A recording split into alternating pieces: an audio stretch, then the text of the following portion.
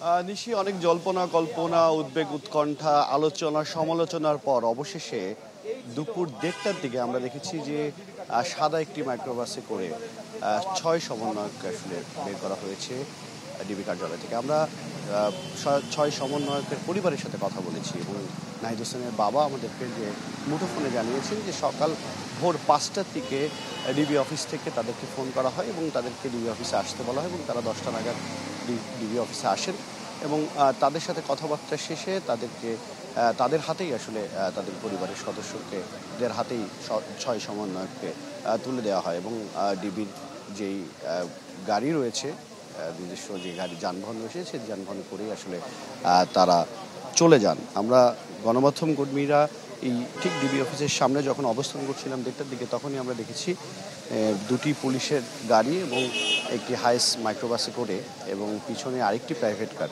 মোট 4টি গাড়ি এই ডিবি অফিস থেকে বের হয় এবং পরবর্তীতে নাহিদ হোসেনের বাবার সাথে আমাদের যখন কথা হয় তিনি আমাদেরকে জানান যে তারা এইমাত্র বাসার উদ্দেশ্যে রওনা হয়েছেন। আপনারা দর্শকরা ইতিপূর্বে জানেন যে গত শুক্রবার 6 সমন্বয়কের মধ্যে 3 সমন্বয়ককে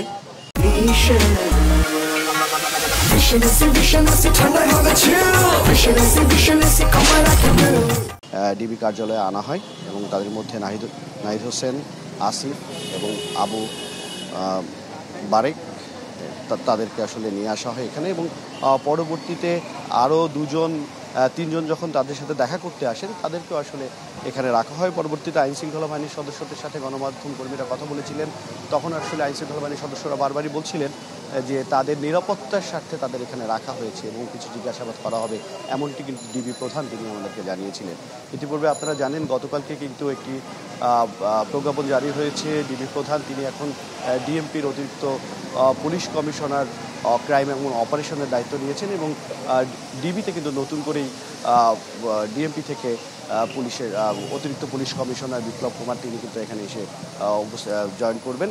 আর কিছুক্ষণের মধ্যে হয়তো আমরা জানতে পেরেছি এখন পর্যন্ত আমরা ডিবি প্রধান তার সাথে এখনো পর্যন্ত কথা বলতে পারি না, আর কিছুক্ষণের মধ্যে হয়তো বা তিনি আমাদের সাথে কথা বলবেন। এই ছিল এখান থেকে সর্বশেষ। হিরণ, অনেক ধন্যবাদ। নিশ্চয়ই আপনার কাছে পরবর্তী খবর আমরা আবারও ফিরবো। দর্শক, ডিবি কার্যালয়ের সামনে থেকে যুক্ত হয়েছিলেন হিরণ খান।